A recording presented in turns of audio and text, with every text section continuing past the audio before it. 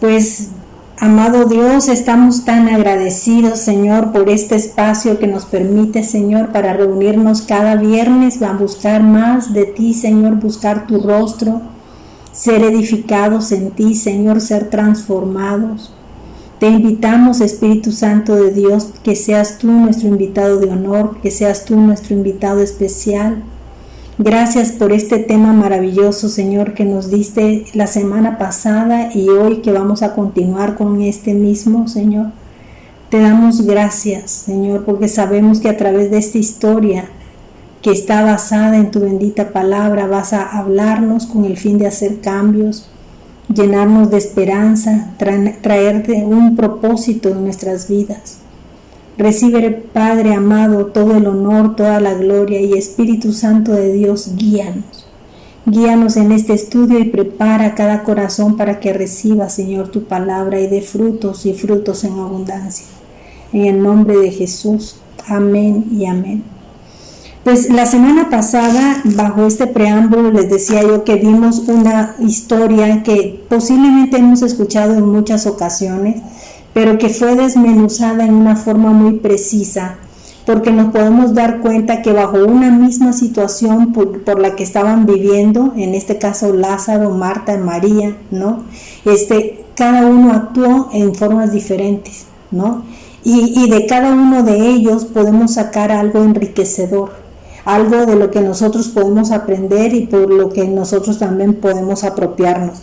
Vamos a empezar, si me lo permiten, y nos vamos al verso clave que está en Juan 12:2, y dice: y le hicieron allí una cena, Marta servía, y Lázaro era uno de los que estaban sentados a la mesa con él. Hay muchas perspectivas de lo que podemos hablar de Lázaro. Lázaro, podemos decir de que está sentado y dices, ¿cómo está sentado después de haber recibido tan gran milagro, ¿no? Que fue la resurrección? Pero también podemos decir que está sentado porque, ¿sabes qué? Invitó a Jesús a su casa. Invitó a Jesús para compartir con él, invitó a Jesús para convivir con él, invitó a Jesús para tener esa cercanía, ¿no? ¿Cuántos de nosotros estamos invitando a Jesús para tener esa comunión como la tenía Lázaro con él? O sea, era uno de sus mejores amigos. Y para poder llegar a ese título de ser un mejor amigo de Jesús, pues quiere decir de que había cierta intimidad, ¿no? Y esa intimidad por supuesto, se tiene que trabajar. O sea, no podemos tener una intimidad con alguien que no hemos trabajado. Entonces tiene su mérito el Lázaro, ¿no? No solamente estaba sentado, no lo juzguemos, no lo señalemos en decir de que él estaba solo sentado, reposado sin actuar, porque también la enseñanza de la semana pasada hablaba de que, pues, cuántos de nosotros en la iglesia, una vez que hemos conocido, hemos experimentado el amor de Dios, el poder de Dios, estamos sentados. Y hay una pasividad ahí, y entonces ahí es una exhortación también, ¿no? Pero bueno, vamos a seguir con esto porque ya estuvo plantada la semana pasada de alguna forma la lección de qué función desempeñaron cada uno de ellos. Lo vamos a señalar en forma general acá para más o menos ubicarnos dentro de este asunto, pero el tema de hoy es multitud, porque había una multitud. ¿Y sabes por qué había una multitud? Porque se habían dado cuenta de que había un milagro sobrenatural. Eso no era usual. El hecho de que un hombre hubiese muerto, estuviera enterrado, estuviera ya descompuesto durante 4 días, y luego este hombre llega a Jesús y lanza la palabra y les dice que muevan ese lugar de la piedra, ¿no? Para que pueda él salir, y sale, imagínate, Lázaro pegando brincos porque venía todo amordazado, y les desaten a este pobre hombre, ¿no? Para que él pudiera hablar, respirar o caminar. Pero había una multitud de curiosos, siempre hay espectadores, siempre hay una multitud de gente. Y sabes una cosa, también hay una multitud de gente que nos está observando a ti y a mí. Siempre tenemos ese montón de gente que nos está observando y tenemos que tener mucho cuidado en qué testimonio es en el que tenemos. Eli, bienvenida mi amor, qué gusto que estés por acá. Bueno, entonces estamos hablando de que el título es multitud, pero había un complot, había un grupo de gente, que siempre hay el malvado en la historia, ¿no? Y había un grupo de sacerdotes que estaban ahí planeando algo terrible, porque querían opacar a este hombre que fue resucitado, porque la gente decía, oye, queremos ver al que resucitó y queremos ver al resucitado. A eso iban, o sea, querían ver a Jesús por un lado por la curiosidad de todo lo que había hecho, pero querían ver a ese hombre que había sido muerto y que tenía 4 días de enterrado y que estaba sentado en una cena con Jesús. Y también el último punto es creencia. ¿En qué es lo que tú crees? ¿En qué es lo que yo creo? Entonces, multitud, complot y creencia es el título del día de hoy, que es una continuidad del tema de la semana pasada. Si faltaste la semana pasada, si no viste el tema de la semana pasada, ahí está brevemente expuesto este tema para que también tú te des la oportunidad de verlo. Bienvenida Betty, ¿cómo estás mi amor? Qué gusto saludarte. Hola a todas, buenos días. Buenos días. Entonces, si faltaron la semana pasada, yo las invito a que vean el tema de la semana pasada y luego vean este tema porque es la continuidad de lo que vimos la semana pasada. El objetivo de la lección es reflexionar y decidir sobre nuestra actitud de entrega al Señor, para continuar amándole, para seguirle y para servirle. O sea, tomando como referencia a los diferentes personajes que tenemos acá, ¿no?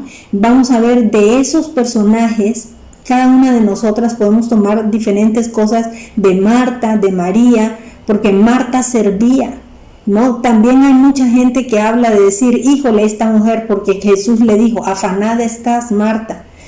Pero ella, ¿por qué estaba afanada? Porque tenía a Jesús en casa y ¿sabes qué? Se moría de atenciones para con él también.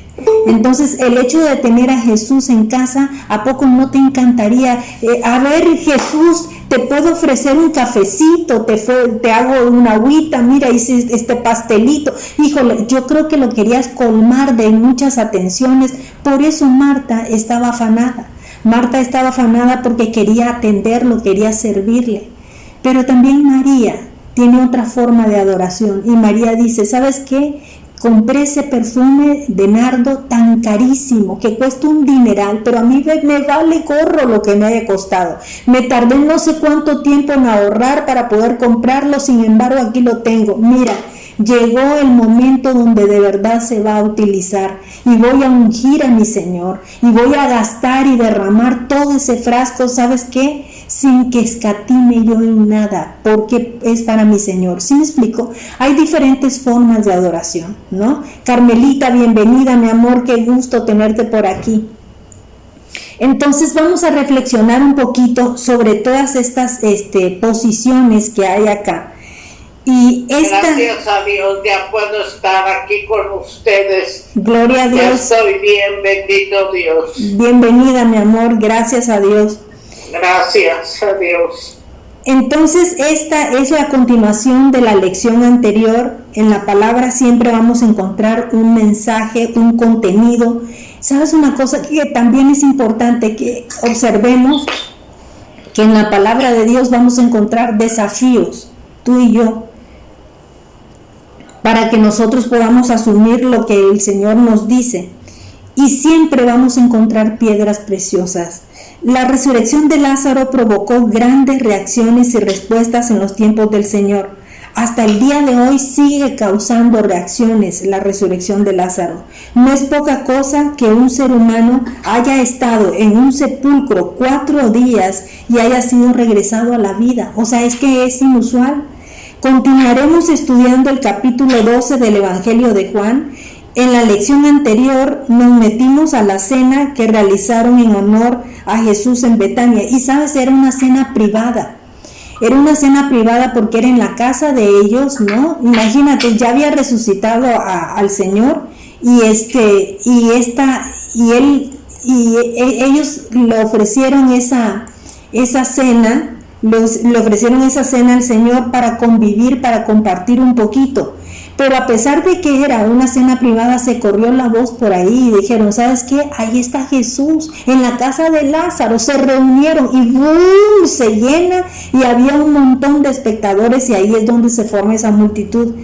Y miramos esa respuesta y esa actitud de cada uno de los invitados. Bueno, la actitud de servicio de Marta, la adoración de María y el hecho de que Lázaro estuviera sentado en una silla nos llamó la atención. En Juan 12, del 1 al 6. ¿Tienes una Biblia por ahí, Mirna, que me pudieras leer? Por favor, búscame ese pasaje en Juan 12, del 1 al 6, por favor.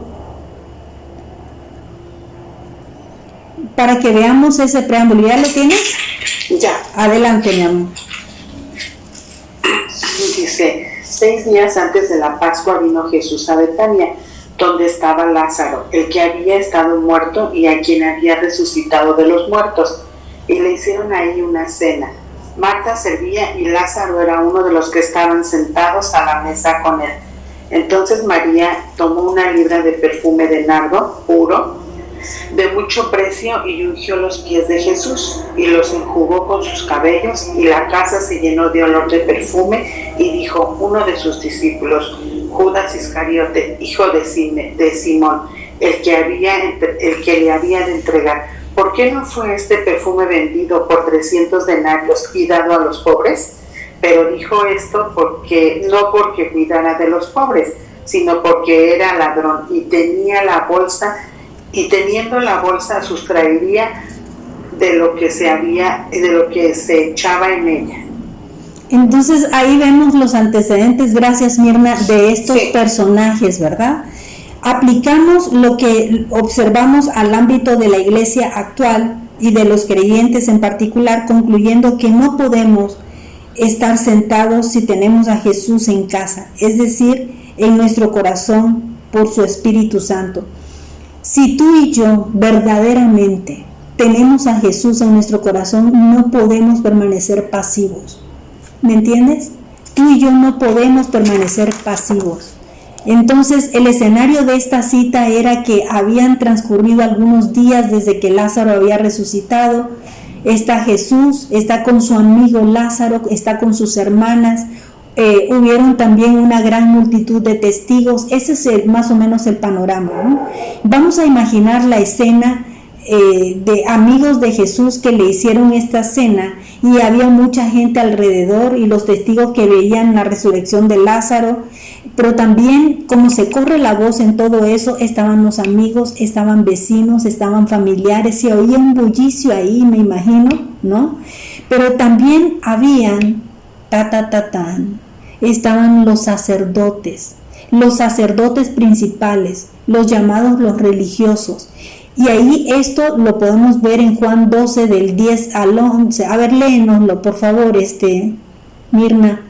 Juan 12 del 10 al 11 nada más.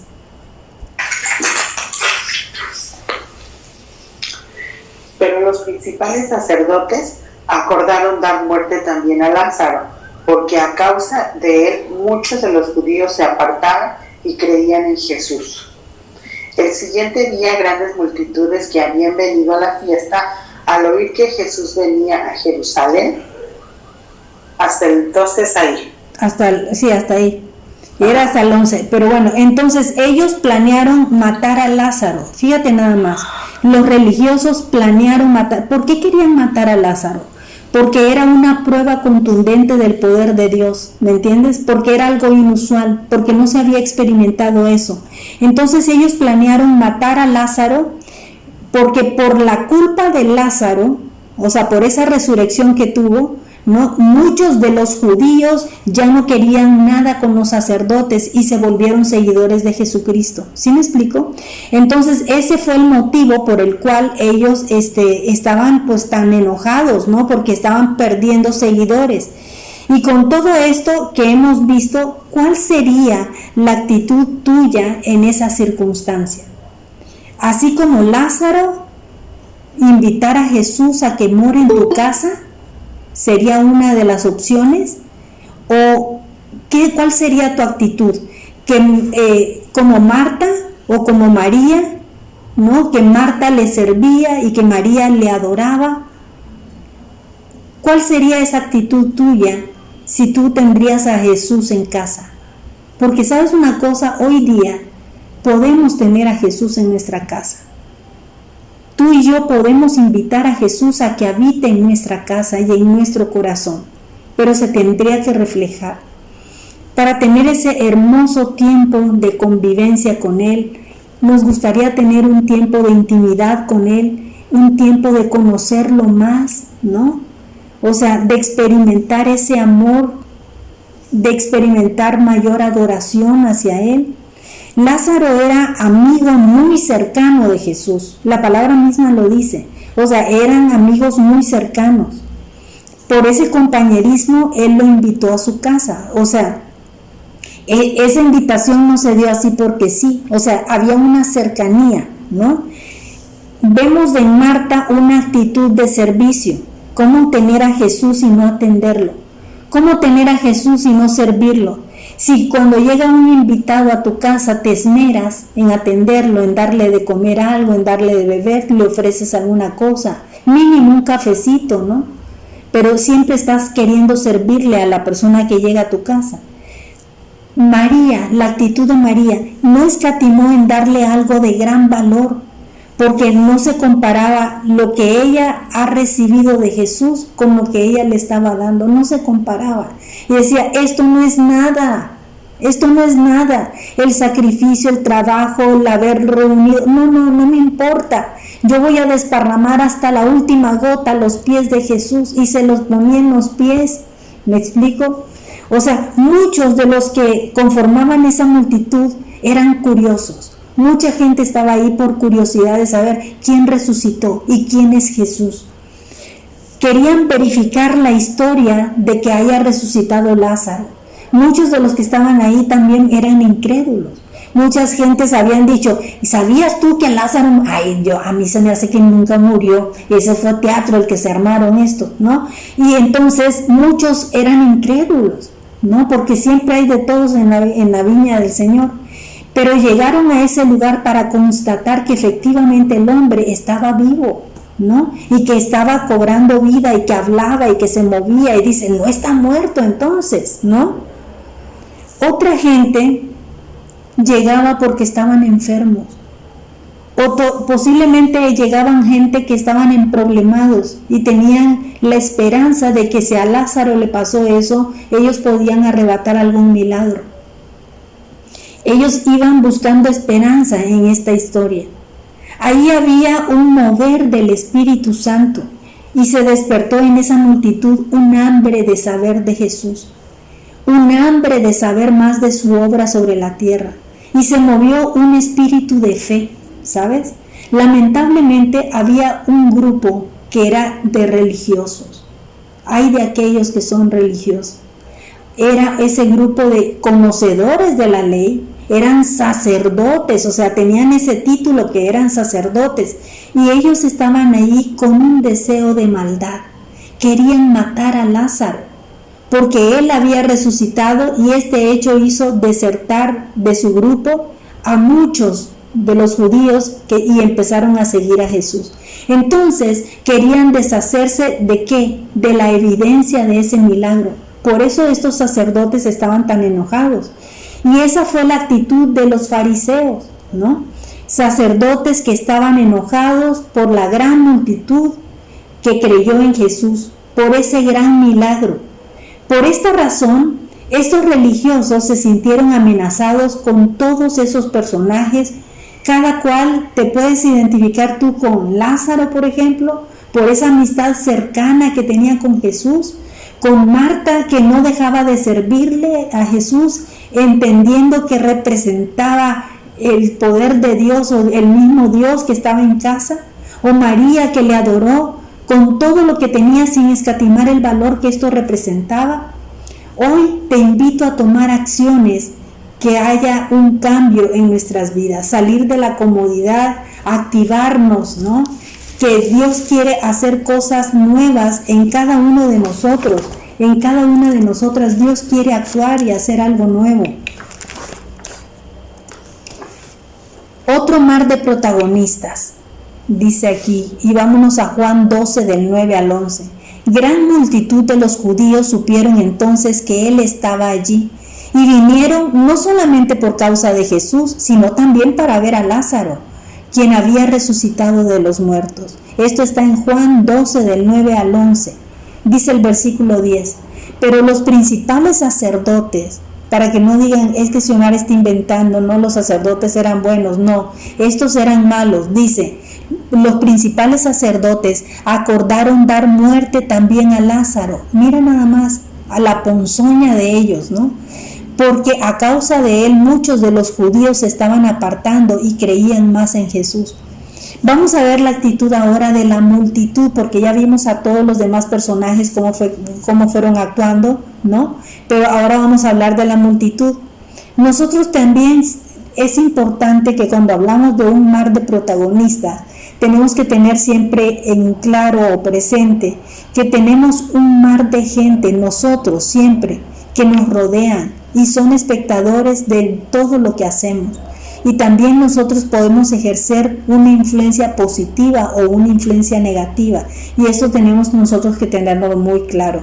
Entonces la multitud siempre actúa en un anonimato, porque ¿sabes quién hizo lo que ves? O sea, realmente se esconden, ¿no? Dentro de, cuando tú ves las marchas, ¿no? Y que se destruyen monumentos y todo lo, ¿quién lo hizo? Pues era una multitud. Y entonces todo el mundo pues está bajo una misma línea, sobre una misma imagen, ¿no? Por ejemplo, ahorita hubo un desfile del INE, no sé si ustedes lo vieron en la televisión, hubo un desfile del INE y hubo miles y miles de gente que desfilaron ahí, pero en cordialidad, no hubo saldo rojo, no hicieron ningún destrozo de nada, simplemente se manifestaron. Pero hay otro grupo que a veces son de feministas que también están en desacuerdo con algunas situaciones, pero hacen destrucción, ¿me entiendes? Y cuando hacen esa destrucción, ¿quién lo hizo? Pues no se sabe. Eran tantas gentes que solamente dicen el grupo de las feministas, ¿no? Aunque hubiesen habido un grupo que sea pasivo o que no quisieran destruir y otro grupo, pero en forma general decimos, no, ¿sabes qué? El grupo de los feministas fue quien destruyó. Afuera de la casa se juntó una gran multitud por causa de Jesús para ver a Lázaro. La cena era privada, pero no faltó alguno que dijo, vi a Jesús y a Lázaro que se metieron ahí. Betania era como una aldea, por lo que la noticia se viralizó y la curiosidad de ver al Señor y al resucitado, imagínense, se dio, pero a todo lo que da. Y una multitud vino de espectadores a ver a uno que estuvo muerto 4 días y no vinieron a ver al Señor, sino vinieron a ver el milagro. Imagínate, la multitud es un gentío que oculta a los individuos. Cuando se forman esas multitudes, tú no ves a un individuo en forma particular. Nos deja sin protagonistas, ya sean buenos o malos, porque todos se escudan ahí. Cuando una turba avanza y destruye una casa o un monumento, como lo hemos visto en la Ciudad de México, sabemos que alguien lo hizo, pero fueron todos, pero no fue nadie. O sea, porque no hay a nadie a quien acusar. ¿Cómo señalar y acusar a alguien? Aunque es una multitud, actúan como uno, pero sin nombre y sin apellido, se camuflan para pasar desapercibidos. En la iglesia, también nosotros, y esta es una reflexión que nos llega a nuestro corazón, que en la iglesia tenemos una multitud que admira a alguien o a algo. Vienen a ver y vienen a observar.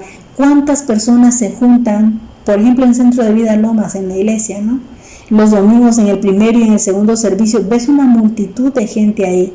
Pero de toda esa gente que tú ves ahí, ¿quiénes son activos? ¿Quiénes son aquellos que participan, que quieren servir, que su testimonio trasciende, que haces algo, ¿no? Por lo que Cristo vive en ti. Y uno de los males que padecemos en la iglesia es el síndrome de la multitud. Pastor, yo soy de perfil bajo, yo no quiero compromisos. ¿Te has encontrado con alguien así? Que dice, mira, yo aquí estoy bien. O sea, yo escucho, yo estoy de acuerdo en todo lo que ustedes dicen, estoy de acuerdo. pero hasta ahí, respétenme eso, porque si no, no vuelvo a venir, ¿no? Y entonces dices, bueno, pues ven, ¿no?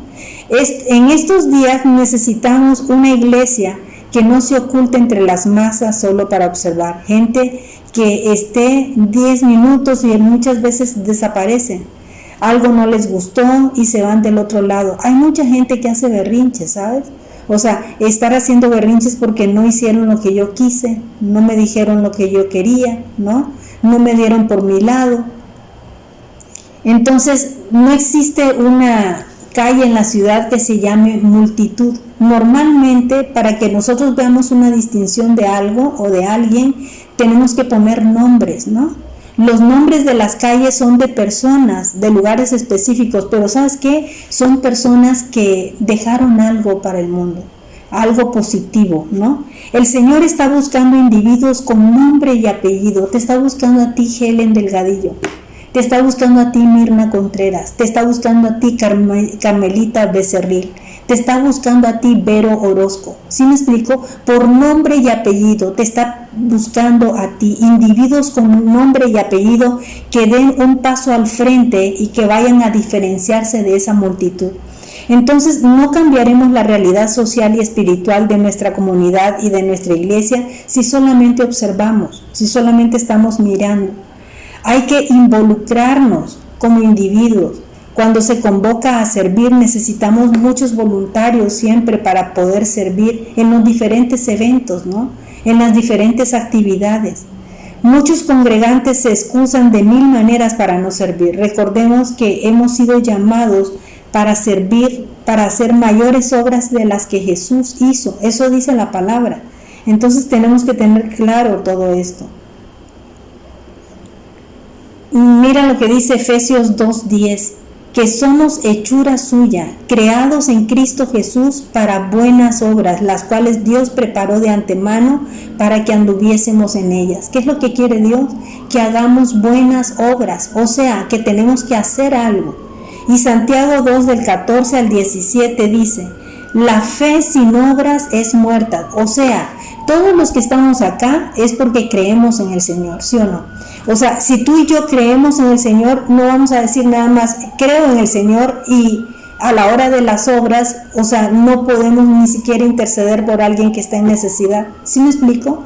O sea, dice la palabra de Dios que la fe sin obras es muerta. Entonces tenemos que aprovechar que lo que estamos diciendo, que tenemos fe, y entonces tenemos que hacer obras.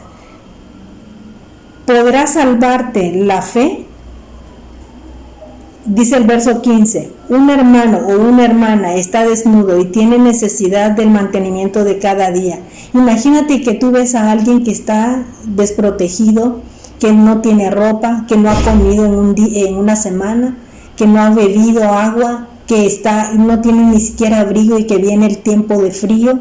Y entonces tú le dices, ¿quieres que ore por ti? Y te pones a orar. Ay, Señor, dale toda la provisión, dale, Señor, alimento, dale techo, dale vestido, dale sustento. Puedes irte, hermano. Y no le regalas una tortita, y no le das un vaso de agua, y no le das un suétercito para que se arrope del frío. ¿De qué sirve? ¿No? La fe sin obras es muerta. O sea, nosotros tenemos que hacer algo por la humanidad, tener como la sensibilidad de decir, híjole, esta persona está padeciendo, esta persona está sufriendo, ¿sabes qué? Yo voy a hacer algo por esta persona. En medio de la multitud no podemos estar tú y yo, escondidos. Venían los sacerdotes, los religiosos. ¿A qué vinieron? ¿Ellos a qué vinieron? ¿A cuchichear? ¿A planear una maldad? ¿O a reconocer el milagro? Ellos no llegaron a reconocer ese milagro. Venían a invitar a Lázaro a la sinagoga para que contara el testimonio. Eso lo deberían de haber hecho los sacerdotes, ¿no? Dice, híjole, pues este hombre vivió un milagro, vamos a invitarlo a la sinagoga. ¿Para qué? Para que la gente crea. Pero ¿sabes qué? Lo que menos les interesaba a ellos era su testimonio. Es terrible lo que dice la palabra de Dios acerca del corazón de su visita, porque estos señores conocían supuestamente a Jehová y conocían su ley, pero venían porque acordaron darle muerte a Lázaro. Ese fue su móvil, o sea, ese fue su inspiración, ¿no? Ellos querían regresarlo a la tumba, que resucitaste, pues otra vez te matamos para que a ver si te vuelven a resucitar, ¿no? Porque ya recuérdate que en esos días estaba próximo a que Jesucristo ya iban a sacrificarlo. Entonces, querían eliminar ese milagro viviente. ¿Qué tipo de personas serán estas que quieren asesinar el milagro? No era un solo, era un complot. Por eso hablábamos del título, ¿no? No fue uno de ellos el que planeó, era un grupo de ellos que estaban armando ese complot en contra de Lázaro. Un grupo de cómplices que estaban de acuerdo en secreto para hacer algo perjudicial por otra persona. ¿Cómo desaparecer a Lázaro sin ser vistos? ¿Por qué? Porque también hacen el mal y esconden la mano, ¿no? Cuando hacemos algo bueno, no somos parte de un complot. La causa por la cual querían matar a Lázaro la encontramos en el verso 11, que dice en Juan 12:11, porque a causa de él muchos de los judíos se apartaban y creían a Jesús. Ese era su móvil. Por eso fue que se inspiraron en matarlo, ¿no? Muchos judíos estaban dejando la religión para creer en Jesús y para seguirlo como sus discípulos. Entonces, ¿qué nos deja esto como enseñanza? Criticar, complicar las cosas, eliminar. O sea, si nosotros nos dedicamos a estar criticando al otro, si estamos complicando las cosas, a veces fíjate que a veces son cosas tan sencillas y que nosotros empezamos a hacer problema de cosas que no deberíamos de hacer y complicamos esas cosas. Eso no viene de inspiración de Dios, viene del diablo. ¿Me entiendes? Porque el diablo viene a hurtar, a matar, a destruir relaciones, ¿no? Entonces dejemos de criticar, dejemos de ser complicados, dejemos de eliminar las cosas que sean productivas, ¿no? Esta es la dinámica de un complot: criticar, complicar, eliminar. Así pensaban los sacerdotes. No desconocían el milagro, pero necesitaban eliminarlo para no perder fuerza. Eso era lo que les importaba, no perder fuerza y el espacio de sus territorios. O sea, no querían perder sus allegados. Judas criticó el desperdicio del perfume. Cuidado con los que están siempre criticando. Cuidado con esos que están criticando, porque Judas dice, en lugar de derramar, como imagínate, derramar el perfume en Jesús, para él le pareció un desperdicio. Y para María era una inversión. ¿Me entiendes? O sea, la perspectiva es totalmente diferente, la mentalidad es totalmente diferente.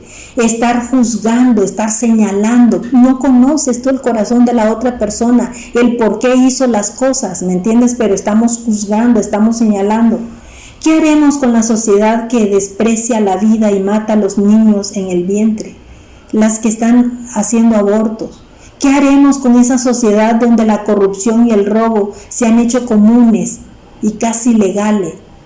¿Qué vamos a hacer? ¿Podremos hacer algo sentados en la congregación?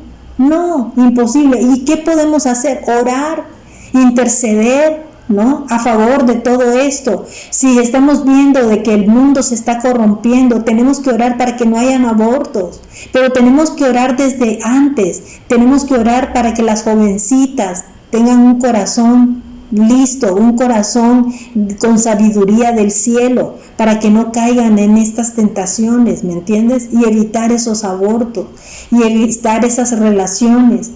No pasemos los últimos años de nuestra vida oliendo la naftalina, ¿no? Sino haciendo algo por los que se mueren en las calles. Sales a las calles y da tristeza ver, fui hace poco a Guadalajara y en las calles del centro, cantidad de mujeres de la tercera edad, todas durmiendo en las calles. Y buscaban un lugar donde ellas solitas como que se protegen y duermen 10, 20 mujeres ahí en las calles.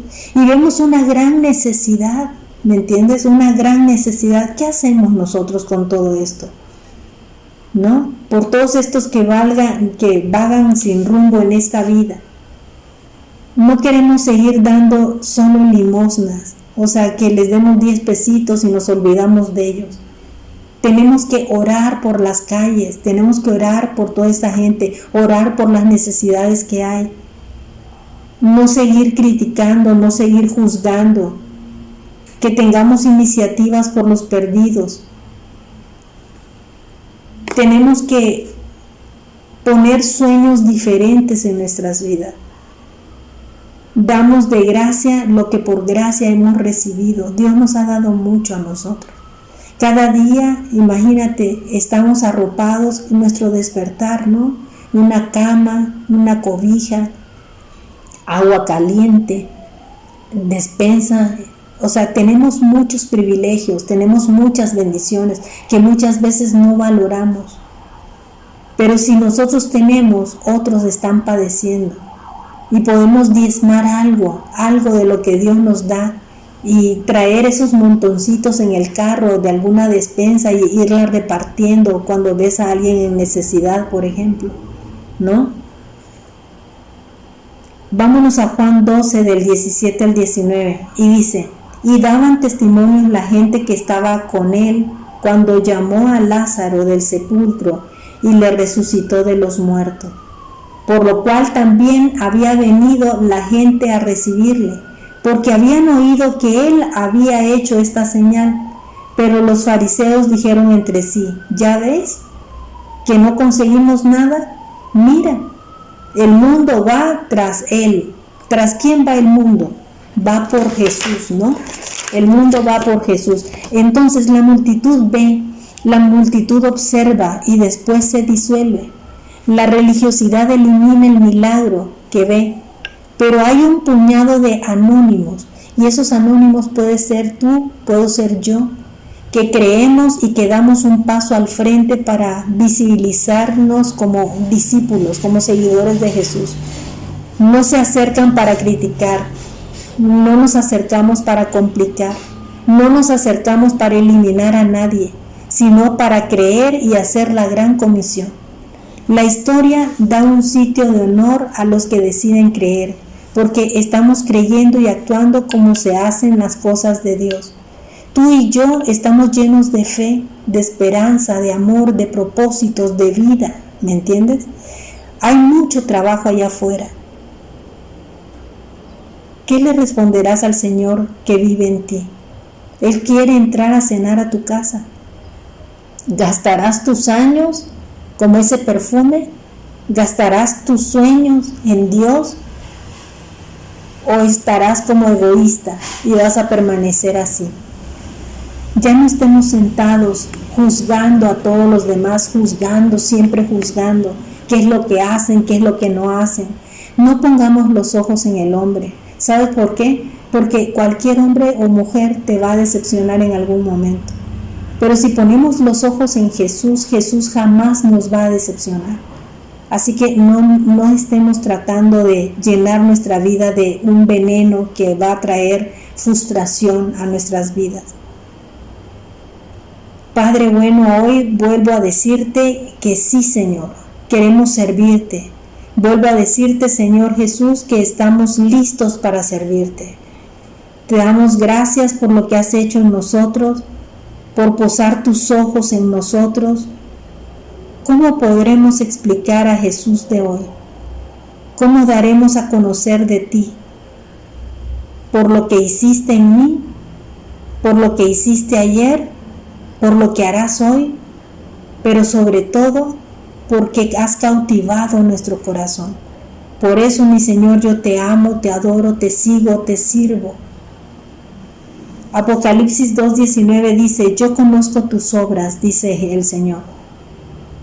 Amor y fe y servicio y paciencia, que tus obras postreras son más que las primeras. Sería hermoso que el Señor nos dijera esto, ¿sí o no? En Hebreos 13:8 dice: Jesucristo es el mismo de ayer, de hoy y por los siglos. Tú y yo formamos parte de una visión y un propósito divino. Dios te está llamando para ser parte de ese ejército celestial. No hemos sido llamados para criticar, para complicar o para eliminar. La fe que Dios ha puesto en nuestro corazón es para hacer cosas grandes. Somos los héroes anónimos de esta generación. Dios te conoce por nombre y apellido, y Él está pendiente de ti, y para Él no pasas desapercibido. Hoy quiero decirte que tú eres el milagro más extraordinario, así como Lázaro. Lázaro resucitó de la muerte, pero nosotros también hemos resucitado de la muerte espiritual. También hemos resucitado del pecado, de esa muerte eterna, porque hemos nacido de nuevo. Así que, Padre, este mensaje se trata de ti, de poner nuestra mirada en ti. La buena noticia es que Jesús venció la esclavitud del pecado, la crisis económica y todo lo que nos entristece o nos preocupa. Todo ese mal, Él ya lo venció. Dios quiere sacarnos de la comodidad, quiere llevarnos a más, como milagros extraordinarios. Dios quiere hacer sanidades, liberaciones, quiere usarnos a ti y a mí. Tenemos que tomar ese lugar de autoridad y de gobierno que nos corresponde. Hoy, Padre amado, queremos decirte que queremos ir más allá de la comodidad en la que vivo. Pongo en tus manos la vida de cada persona que integra, Señor, esta casa de vida, para que todos y todas seamos reactivados por ti, Señor. Queremos ser esos hombres y mujeres dispuestos a seguirte y a servirte, no solo a creerte, sino que seamos obedientes y que vivamos tu palabra. Mira a cada corazón y trae sanidad y libertad, Señor, a cada mujer, a cada varón que escucha, Señor. Te ruego que toda área de nuestras vidas en las cuales estamos atorados aún, que tú nos desatores, que traigas libertad. Quita todo obstáculo que nos impide crecer y servirte. Ordena todo en mí, en mi casa, en mi ministerio y en mi vida entera, Señor. Gracias, mi amado, por el privilegio de ser tu hija, tu hijo. Gracias por tanto, en el nombre de Jesús. Amén y amén.